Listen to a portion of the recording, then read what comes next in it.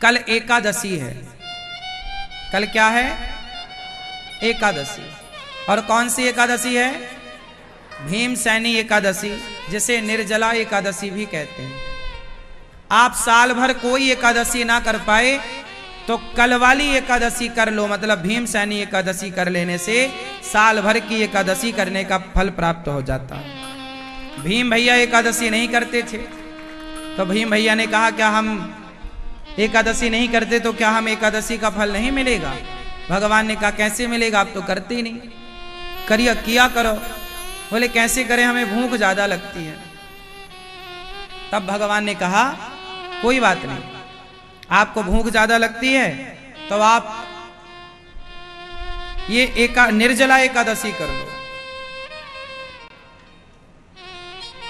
ये जो जेठ माह के शुक्ल पक्ष की एकादशी है, ज्येष्ठ मास के शुक्ल पक्ष की जो एकादशी है, यह एकादशी कर लेने से आपको संपूर्ण एकादशी करने का फल प्राप्त हो जाता है। आप भी कल एकादशी रहिएगा। एकादशी कैसे शुरू करते हैं? सवेरे भगवान का पूजन करके, भगवान का दर्शन करके, भगवान का चरणामृत चरणोदक लेकर के आप एकादशी स्टार्ट कीजिएगा। चरणामृत लेकर के एकादशी स्टार्ट कीजिएगा। और दिन भर हो सके तो आप निर्जला करिए, वरना जल ले सकते हैं। फल कुछ ना खाएं, कुछ ना लें, वो बहुत अच्छा है, नाम ही निर्जला है। पर यदि आप रेगुलर करते हैं, जो कभी नहीं करते कल ही करेंगे, वो तो निर्जला रहें। पर जो रेगुलर करते हैं वो निर्जला रह सकें तो रहें, वरना आप जल ले सकते हैं। आप तो रेगुलर करते हैं, इसलिए जल चाहे तो ले लें, वरना आपकी इच्छा। एकादशी में किया गया पुण्य कई गुना बढ़कर मिलता है। एकादशी क्यों आती है? ताकि आप इस एकादशी के दिन पूरा समय भगवान को दें, पूरा मन प्रभु के चरणों में लगाएं। एकादशी का अर्थ ही है कि ज्यादा से ज्यादा एकादश इंद्रियों से, मतलब 10 इंद्रियां, 5 ज्ञानेंद्रिय, 5 कर्मेंद्रिय, 1 मन सहित एकादश इंद्रियों से पूर्ण रूप से मनसा वाचा कर्मणा भगवान की सेवा में लीन होना ही एकादशी है। एकादशी के दिन क्या करें? ज्यादा से ज्यादा कीर्तन करो, ज्यादा से ज्यादा भगवान का ध्यान, भगवान की कथा सुनो। एकादशी के दिन पुण्य कार्य करना चाहिए। ध्रुव जी महाराज जब घर से चले, तपस्या करी, और तपस्या से जब भगवान प्रसन्न हुए तो भगवान ने ध्रुव जी को कहा पुत्र कुछ वरदान मांग लो। ध्रुव जी ने कहा प्रभु, माँ ने कहा कुछ मांगने का नहीं कहा, बस आपका दर्शन हो गया, आप क्या चाहिए? कुछ स्तुति करना चाहते थे ध्रुव जी, तो शंख का स्पर्श कराया, ध्रुव जी को ज्ञान हो गया। योऽन्तः प्रविश्य मम वाचमिमां प्रसुप्तां संजीवयत्यखिल शक्तिधरः स्वधाम्ना अन्यास्तहस्तचरणश्रवणत्वगादीन् प्राणान् नमो भगवते पुरुषाय तुभ्यम्। ध्रुव जी महाराज भगवान से कहते हैं प्रभु अंतःकरण प्रविश्य, मेरे अंतःकरण में प्रवेश कर जाइए। योऽन्तः प्रविश्य, अंतःकरण में प्रवेश कर जाइए, मेरी वाणी आपका गुणगान करती रहे। भगवान बोले ध्रुव, तुमने तपस्या करी है, राज्य की कामना से जाओ, तुमने मेरा तप किया है, मैं तुम्हें राजा बनाता हूं। भगवान ने ध्रुव जी को 36,000 वर्षों का राज्य दिया। उनके पिता उन्हें क्या देते? जो भगवान दे सकते हैं ना भक्तों, वो संसार का कोई आदमी नहीं दे सकता। इसलिए कर्म करो अच्छा और आश्रित रहो भगवान के। अच्छा, भगवान भी उनको देते हैं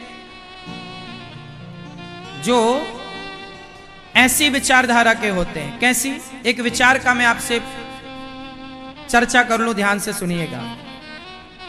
एक बार भगवान श्री कृष्ण और अर्जुन जा रहे थे रथ पर सवार होकर, तभी एक भिखारी आता है और अर्जुन से बोला, हे अर्जुन, हम बड़े गरीब हैं, हमें कुछ सहयोग करो, कुछ रोटी की व्यवस्था करो, कुछ दान करो।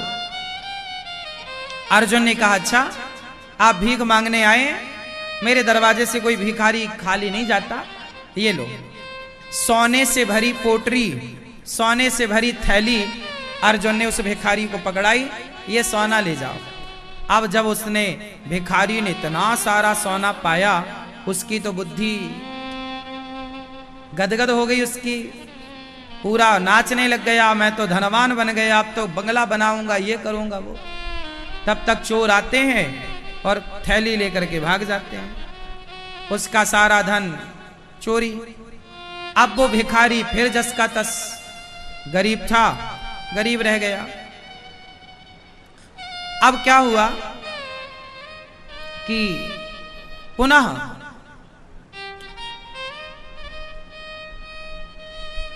वो भिखारी अर्जुन के पास गया, हे अर्जुन, वो जो सोना आपने दिया चोरी हो गया, कुछ और दो। अर्जुन ने दया करी और उसे बेशकीमती बहुत अनमोल मणि प्रदान की। अब वो भिखारी मणि लेकर बड़ा प्रसन्न हुआ, मैं अब बंगला बनाऊंगा अपने लिए, ये वो करूंगा, सपना देखने लग गया। कि तभी उसे प्यास लगी और वो एक सरोवर में गया, और जैसे ही पानी पीने झुका, उसकी मणि सरोवर में गिर गई। बहुत खोजा पर उसकी मणि उसे ना मिली। अब वो भिखारी तीसरी बार गया, अर्जुन मुझे कुछ धन दे दो, वो मणि भी गिर गई। अब अर्जुन बोले, तेरे भाग्य में गरीबी है, अब जाएगी नहीं, तू गरीब ही रहेगा। मैंने 2 बार तुझे बहुत कुछ दिया, पर तेरे हाथ टिका नहीं तेरे पास। बहुत गरीब था वो आदमी। अर्जुन ने 2 बार प्रयास भी किया धन देकर, पर कुछ लोगों के भाग्य में गरीबी होती है। तब भगवान कृष्ण मुस्कुराए और भगवान बोले, अर्जुन, इसके भाग्य में गरीबी नहीं है, अमीरी है। तो प्रभु फिर मेरा दिया धन इसके पास ठहरता क्यों नहीं? भगवान बोले, अब ठहरेगा। अब भगवान ने उसे कुछ पैसे निकाल कर दिए, कुछ पैसे, 2-4 पैसे निकाल कर दिए। अब भिखारी जब वो पैसे लेकर चला, तो भिखारी सोचा, राम राम, इस पैसे में क्या होगा, इससे थोड़ी कुछ गुजारा होना है। जब उसे पैसा मिला कुछ, तो एक मछुआरा मछली पकड़कर ले जा रहा था, उसके जाल में बहुत तड़प रही थी। तो भिखारी ने कहा, भैया ये मछली छोड़ दो, अच्छा मुझे दे दो, मैं छोड़ दूंगा सरोवर में। मछुआरा बोला, पैसा लूंगा। तो उस भिखारी को जो भगवान कृष्ण ने कुछ पैसे दिए, 2-4, ये ले ले। मछुआरे को भी लगा एक मछली कितने पैसे, ठीक है। वो मछुआरा चला गया, और जैसे ही इस भिखारी के कमंडल में मछली आई, उस मछली के गले में उसकी मणि फंसी थी जो अर्जुन ने दी थी, उसकी मणि वापस उसे मिल गई। वो चिल्ला पड़ा प्रसन्न, मिल गई मिल गई। चोर वहां जंगल में बैठे, उनको लगा कि लगता हमारी खबर इसको मिल गई। तो जो सोना चुराया चोरों ने वापस कर दिया, भाई साहब ये अपना सोना तुम रखो, राजा से शिकायत मत करना। उस भिखारी का सारा खोया हुआ धन वापस आ गया। अब अर्जुन ने भगवान से पूछा कि प्रभु, उसका सारा धन खो चुका था, उसे कैसे मिल गया? तब भगवान कृष्ण बोले, अर्जुन, जब उसे तुमने सोना दिया और मणि दी, तो उसने अपने बारे में सोचा कि मैं अपना घर बंगला बनाऊंगा, लेकिन जब मैंने उसे पैसा दिया तो उसने तड़पती हुई मछली के बारे में सोचा। और जो दूसरों के बारे में सोचता है, मैं उसे धन धान्य से भर देता हूं, उसका खोया हुआ धन उसे लौटा देता हूं, उसकी गरीबी सदा सदा के लिए मिटा देता हूं। जो दूसरों के लिए सोचता है, जब तुमने सोना दिया तो उसने अपने बारे में सोचा, इतना दो सोना, अब तो मैं बंगला बनाऊंगा, बड़ा आदमी हो जाऊंगा, अपने बारे में। पर जब उसे पैसे कुछ मिले तो किसके बारे में सोचा? तड़पती हुई मछली के बारे में, जो दूसरों के लिए सोचते हैं ना वो बड़े हैं। वो लोग परेशान नहीं है साहब जो दूसरों के बारे में सोचते हैं, परेशान वो हैं जो सिर्फ अपने बारे में सोचते हैं। इसलिए आपसे मैं प्रार्थना करूंगा, आप लोग अपना अपना भी दृष्टिकोण बदलिएगा, अपना अपना भी नजरिया बदलिएगा, और आप भी गौरी गोपाल आश्रम में रहने वाली वृद्ध माओं के बारे में सोचिएगा, और यहाँ चल रही अन्य क्षेत्र की रसोई की सेवा के बारे में सोचिएगा। जब आप भी इन बेसहारा माओं के बारे में सोचेंगे, तो भिखारी ने जब उस मछली के बारे में सोचा, उसे तड़पती हुई मछली का जब दुख दूर किया, तो भगवान ने उसका भी दुख दूर कर दिया। जब आप इन बेसहारा माओं का सहारा बनेंगे, गौरी गोपाल आश्रम में जितनी माताएं हैं, इनके अपने बेटा बेटियों ने, अपनों ने जब ठुकराया, तो ऐसी माएं गौरी गोपाल आश्रम में आई, और इन माओं का गौरी गोपाल आश्रम में पूरा ख्याल रखा जाता है। पूरी सेवा होती है वृद्ध माओं की, पूरा देख रेख होती है। आप लोगों ने भी आज, हमारी मैया जी ने आज माओं को वस्त्र बांटे, आज माओं को दान किया, बहुत कुछ आपने माओं को फल दिया, माओं को वस्त्र दिया, माओं को द्रव्य दिया, और आपने माओं की सेवा की। दुर्वासा जी का नाम तो सुना होगा, जो दूरवा खा के रहते थे, और दुर्वासा जी वो हैं जो किसी को भी श्राप दे देते थे, बड़े गुस्सैल साधु हैं। एक बार उन्होंने एक भक्त से पंगा ले लिया। भागवत जी में कथा है, एक भक्त थे, नाम था अम्बरीश। क्या नाम था? क्या नाम था? अम्बरीश। अम्बरीशो महाभागा सप्तद्वीपवती महिम। एक अम्बरीश नाम के भक्त थे। वो बेचारे इतने बड़े भक्त थे,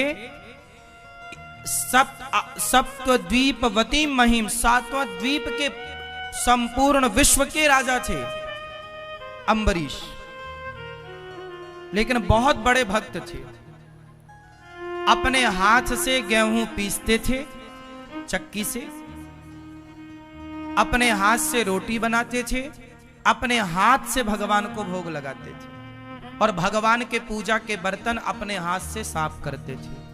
भगवान की ड्रेस, भगवान के वस्त्र अपने हाथ से बनाते थे, भगवान की माला अपने हाथ से बनाते थे, भगवान के लिए पुष्प खुद तोड़ कर लाते थे, जमीन में सोते थे। ऐसे श्रेष्ठ भक्त थे अम्बरीश जी। और वो एकादशी बहुत करते थे। एकादशी के दिन निराहार रहते थे, कोई जलपान नहीं। द्वादशी के दिन ब्राह्मणों को भोग लगाकर, ब्राह्मणों को भोजन पवाकर, और फिर वो पाते थे। एकादशी में बड़ी निष्ठा थी। एक दिन एक घटना घट गई। दुर्वासा जी आ गए। कब आए? द्वादशी के दिन। और द्वादशी का नियम होता है, एकादशी का नियम होता है कि द्वादशी को ही पारण कर लेना चाहिए। पारण मतलब कुछ खा लेना चाहिए, तब व्रत पूरा होता है।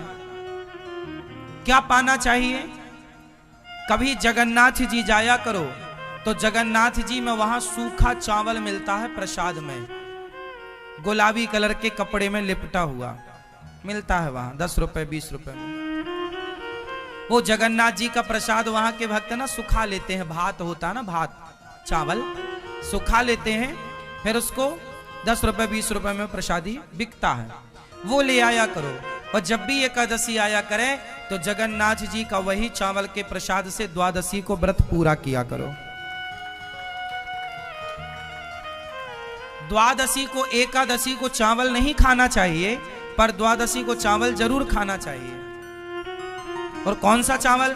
इस धरती में सबसे श्रेष्ठ चावल क्या हो सकता है? जगन्नाथ जी का भात सबसे उत्तम। जगन्नाथ के भात को जगत पसारे हाथ। भगवान जगन्नाथ जी का प्रसाद सबके घर में होना चाहिए।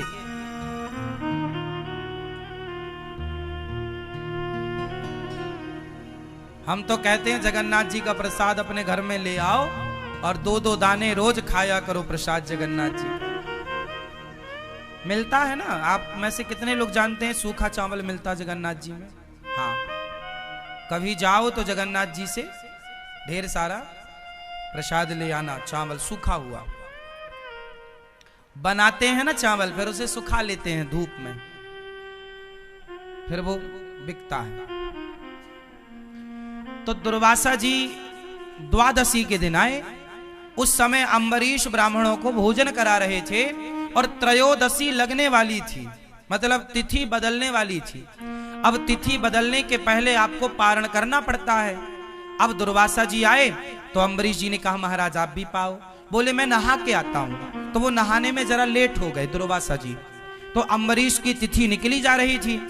तो अब साधु भूखा पड़ा है घर में, तो कुछ खा तो सकते नहीं।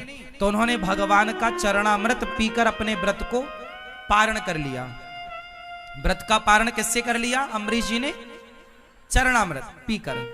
अब वो चरणामृत पी रहे थे कि सामने से दुर्वासा जी आ गए।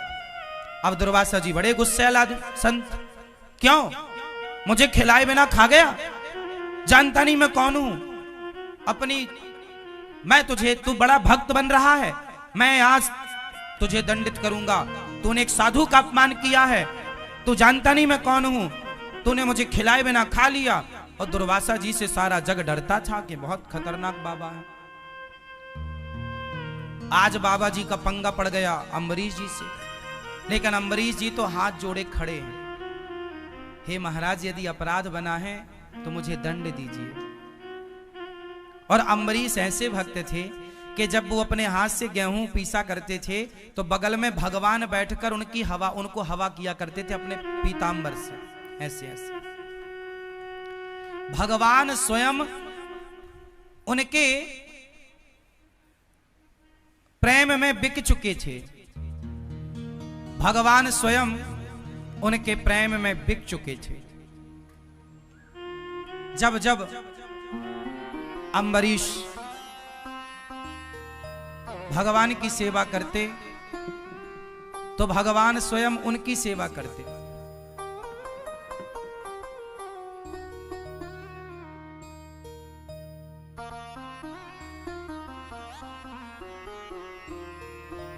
अम्बरीश उनकी सेवा करते और भगवान उनकी सेवा करते।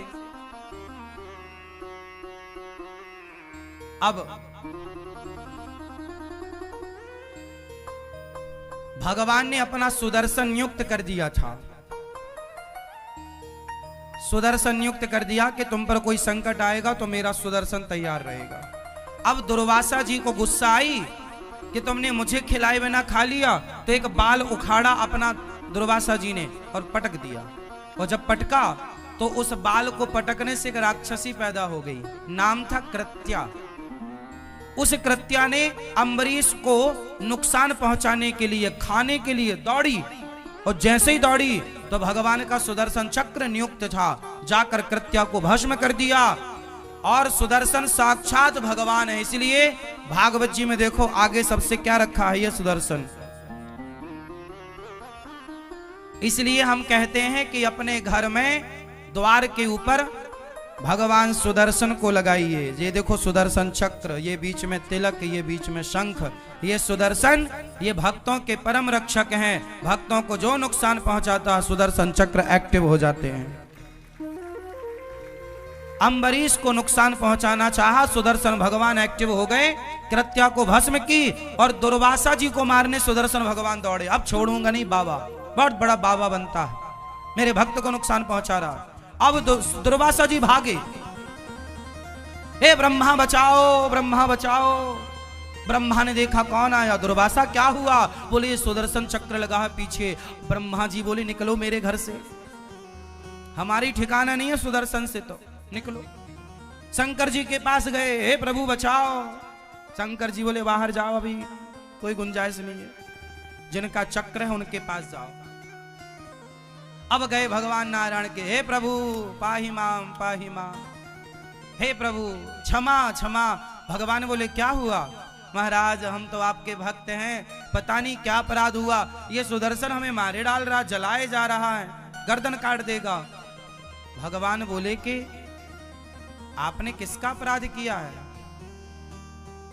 सुदर्शन जी बोले, प्रभु इसने जो आपके आश्रित भक्त है अम्बरीश, उसे नुकसान पहुंचाना चाहा है बाबा जी ने, छोड़ूंगा नहीं।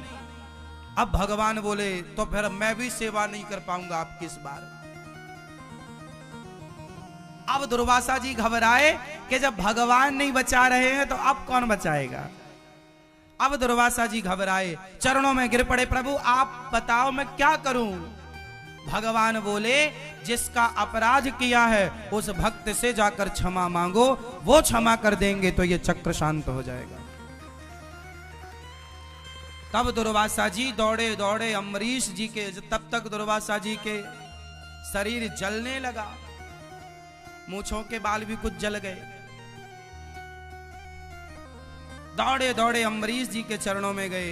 अम्बरीश जी ने देखा, महाराज आप तो साधु हैं। अम्बरीश जी ने साष्टांग प्रणाम किया दुर्वासा जी को। दुर्वासा जी ने कहा, हे अम्बरीश हमें क्षमा करो, हमने भक्त का अपमान किया है, अपराध किया है। तब दुर्वासा जी के लिए अम्बरीश ने सुदर्शन भगवान से प्रार्थना की, हे सुदर्शन भगवान, यदि मैं भगवान का अनन्य भाव से चिंतन करता हूं, मैंने भगवान के सिवा अपने हृदय में किसी को स्थान ना दिया हो, मेरे अंदर यदि किसी के प्रति छल कपट ईर्ष्या द्वेष ना हो, तो हे सुदर्शन भगवान आप शांत हो जाइए।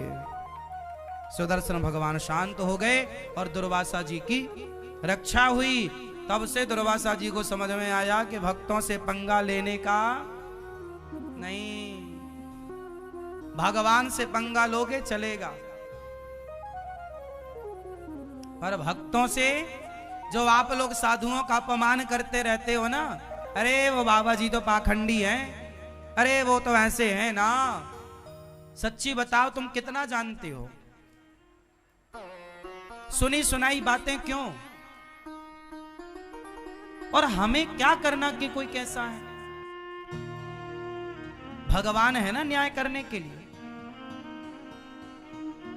रावण के साथ न्याय भगवान ने किया ना, उसे दंड मिला ना उसके किए का। द्रौपदी की साड़ी उतारी थी तो दुशासन ने, दंड मिला। ईश्वर के घर देर है, अंधेर नहीं है। तुम अपराधी मत बनो। इसलिए कबीरदास जी ने कहा है, ना काहू से दोस्ती, ना काहू से, ना तो हमें किसी की निंदा चुगली करना, ना तो हमें किसी की प्रशंसा करना। अच्छा कहना है तो भगवान को, और बुरा कहना है तो खुद को। हम बुरे हैं, बुरा जो देखन मैं चला। बुराई करनी है तो खुद की करो, बुराई देखनी है खुद की देखो और अपने को बेहतर बनाओ, अपराध नहीं। और हमारे देश में 99% लोग यही करते हैं दिन भर, कि वो ऐसे हैं, वो वैसे, वो पाखंडी। तुम्हारी पड़ोसन रोज वृंदावन आने लग जाए, तुम्हारी पड़ोसन महीने में हर महीने वृंदावन आने लग जाए, माला जपने लग जाए, तुलसी पहनने लग जाए, तो पड़ोसन बोलती है पाखंडन है, बड़ी पाखंड रच रही है। हाँ, तो वृंदावन आ रही है, तुलसी पहन रही है, कृष्ण कृष्ण जप रही है, तो तुम पाखंड कह रही हो, है ना? और तुम जो रोज किट्टी पार्टी करती हो, लूडो खेलती हो मोबाइल में, ये सही है?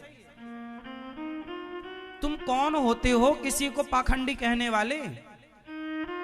हो सकता है उसका भाव सच्चा हो, वो भगवान से सच्चा प्रेम, और झूठा भी हो तो वृंदावन तो आ रही है, कौन से बियर बार जा रही है, कौन सा क्लब में जा रही है? वृंदावन तो आ रही है। तुलसी की माला ही तो पहन रखा है उसने, कौन सा अपराध कर रखा है? राम राम ही तो बोल रही है, कृष्ण कृष्ण ही तो बोल रही है, राधे राधे तो बोल रही है, क्या गुनाह क्या कर रही है? तुम्हें तो बस बोलना है, मुंह फट हो, कुछ भी बोलना है। भगवान मेंढक बनाएंगे तुम्हें अगले जन्म में, टर टर करती रहना, फिर बहुत टर टर करती हो, कुछ भी क्यों बोलना है?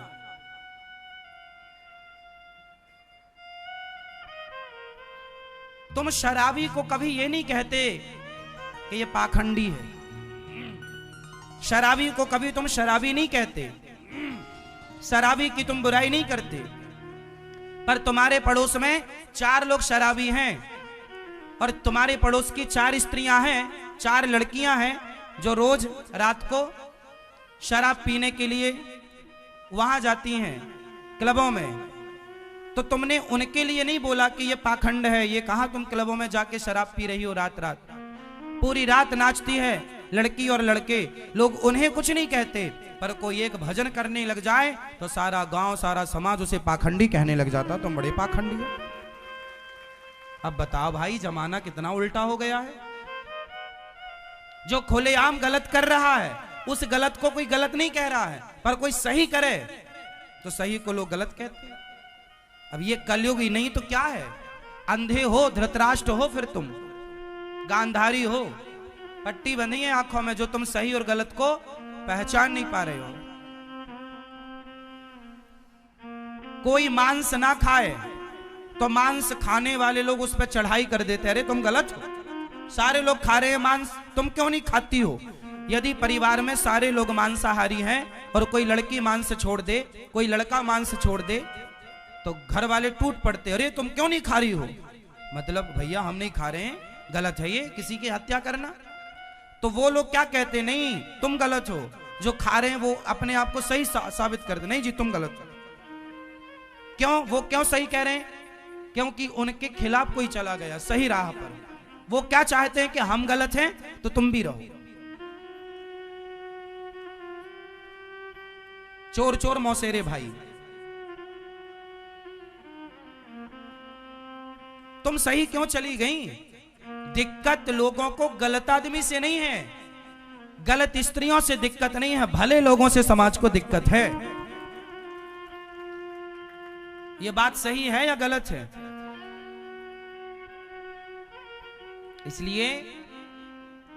इसलिए दुर्वासा जी ने किसका अपराध किया, जोर से भगवान का या भक्त का।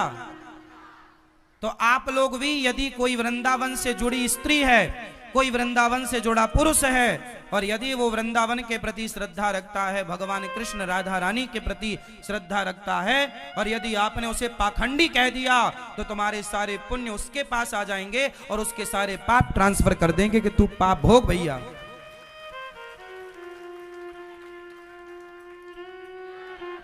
मैं सवाल पूछता हूं आप सबसे मतलब उन लोगों से, आप सबका मतलब है उन लोगों से जो ये शब्द का प्रयोग करते हैं कि तुम पाखंडी हो।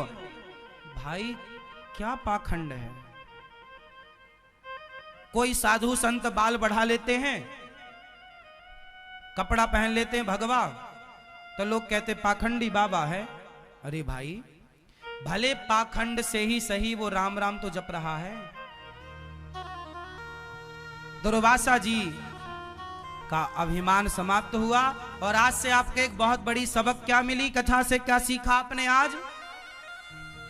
किस अपराध से बचेंगे, किस अपराध से बचेंगे, भक्त के अपराध से। एक पति पत्नी जा रहे थे,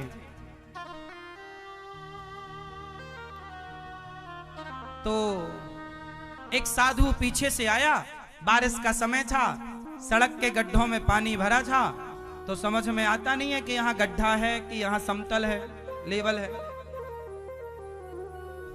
तो एक साधु बढ़िया कीर्तन, संत तो मस्त कीर्तन, श्री कृष्ण गोविंद हरे मुरारी, मस्त चला जा रहा था। अच्छा, वो पति पत्नी इस तरफ से जा रहे थे और वो साधु अपने लाइन से इस तरफ जा रहा था सड़क में। तो साधु बढ़िया नाचता हुआ जा रहा था। तो साधु जब उचका और उचक करके जब गिरा तो उसके पांव गड्ढे में चले गए, और जब गड्ढे में गए तो पानी भरा था, कीचड़ था, और जब पानी में गए तो पानी की कुछ छींटे बूंदें उचटी और जाके उसके पति पत्नी जो जा रहे थे, तो उस पति के सफेद कलर की शर्ट पहन रखी थी उसने, तो वो कुछ छींटे जा करके उसकी शर्ट में गिरे। तो वो आदमी बड़ा गुस्से हुआ, अरे बाबा पागल हो गया है, देख के नहीं चलता। लो भैया, वो आदमी आया और बाबा जी के गाल में जोर का एक थप्पड़ मारा, ले कपड़े गंदे कर दिया, अंधा है क्या। जबकि वो साधु तो अपनी मस्ती में था, उसे कुछ पता ही नहीं। उसने थप्पड़ मार भी दिया तो उसने कोई प्रतिकार नहीं किया, कोई जवाब नहीं दिया, कुछ वो ठीक। उसको लगा वाह विधाता, आज यही मिला खाने को, चलो यही खा के मौज करेंगे। कभी आप बढ़िया मालपुआ खवाते हो, कभी आप चना खवाते हो, कभी गुलाब जामुन खवाते हो, कभी रबड़ी खवा, आज थप्पड़ खवाया, मस्त खुश। संत भगवान का भक्त भगवान की मस्ती में मस्त रहता, जैसे रखे राम जी रहना चाहिए, और सीताराम सीताराम। भगवान तेरे फूलों से भी प्यार, थप्पड़ दे रहे हो हम खुश हैं, रबड़ी दे रहे हो हम शिकायत नहीं करेंगे कि तुमने थप्पड़ पड़वा दिए, कोई बात नहीं, जो इच्छा। और आप लोग जरा भी ना आपके प्रतिकूल मिल जाए तो आप रोने लग जाते हैं, हे भगवान तुमने ऐसा क्यों किया। जो दे रहे हैं भगवान, अच्छा हमारे भगवान की इच्छा है, आज हम भूखे रहेंगे, ये भगवान की इच्छा है तो भूखे। आज खाना दे रहे हैं तो खाओ, आज ये पहना रहे हैं तो ये पहनो, कल वो पहना रहे हैं वो पहनो, महंगा पहना रहे हैं महंगा सस्ता, जो मिल रहा है सब भगवान की इच्छा मानो कि आज ईश्वर की इच्छा। कोई आज आपको गाली दे रहा है, चलो कोई बात नहीं, भगवान की आज यही इच्छा, चलो सुन लेते, क्या घटेगा हमारा। संत जी बेचारे कुछ बोले नहीं, लेकिन भगवान तो भगवान है। भगवान गुस्सा हो गए, किसने मेरे भक्त को एक थप्पड़ मार दिया बताओ। अब वो जैसे ही घर गया, पति पत्नी घर गए, वो आदमी जैसे ही घर गया और अपनी सीढ़ी ऊपर चढ़ने लगा, सीढ़ी चढ़ते समय उसका पांव फिसला और ऊपर से सिर के बल नीचे गिरा, तुरंत उसकी मृत्यु हो गई। अब जब मृत्यु हुई तो अचानक किसी की मृत्यु हो जाए तो व्यक्ति तो दंग रह ही जाता है। सारे गांव के लोग, सारे लोग आ गए, उसकी पत्नी तो खूब रोई। तभी वो साधु फक्कड़ ना घूमता घूमता उसी के घर के सामने से गुजरा, तो उसने देखा कि यहाँ, अच्छा साधु को ये पता नहीं था कि ये उसी का घर है जिसने मुझे थप्पड़ मारा। तो साधु ने देखा कि आज यहाँ बहुत भीड़ है, तो साधु को लगा क्यों भाई भंडारा है क्या, कुछ खाने को मिलेगा। लोगों ने कहा मर गया है कोई, चलो यहां से। बाबा जी तुरंत दूर जाके बैठ गए। उसकी पत्नी रो रही थी, तो इस दृश्य को किसी ने देखा था, तो वो समझ गया कि साधु किसने मारा है, इसलिए ये मर गया। तो उसने उसकी पत्नी से जाकर बोला, सुनो, जिस साधु को तुम्हारी पति ने थप्पड़ मारा था, शायद भगवान रुष्ट हो गए हैं, वही साधु बाहर बैठा है, तुम जाओ साधु के पांव पकड़ लो। वो पत्नी दौड़ी दौड़ी गई, चरणों में गिर पड़ी, महाराज क्षमा करो, मेरे पति से अपराध हो गया, क्षमा कीजिए। साधु बोला, देवी कौन सा अपराध, आपको थप्पड़ मारा था ना अभी थोड़ी देर पहले गाल में, ये मेरे पति वही है, मृत्यु हो गई। संत ने कहा, मेरा कोई रोल नहीं है, तेरे यार ने मुझे मारा तो मेरे यार ने भी इसे मार दिया, हिसाब बराबर।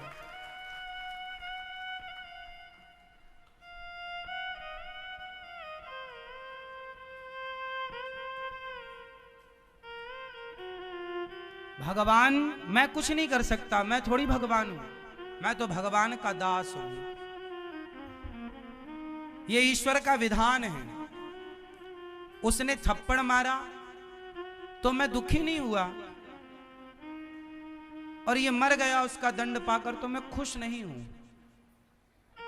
ये ईश्वर का विधान है, इसमें मेरा, अब बताओ इसमें उस साधु का कोई हाथ था? साधु का हाथ था? नहीं ना। इसका मतलब न्याय करने वाले कौन है? इसलिए जो हो रहा है वो हमारी और आपकी मर्जी नहीं, भगवान की मर्जी है।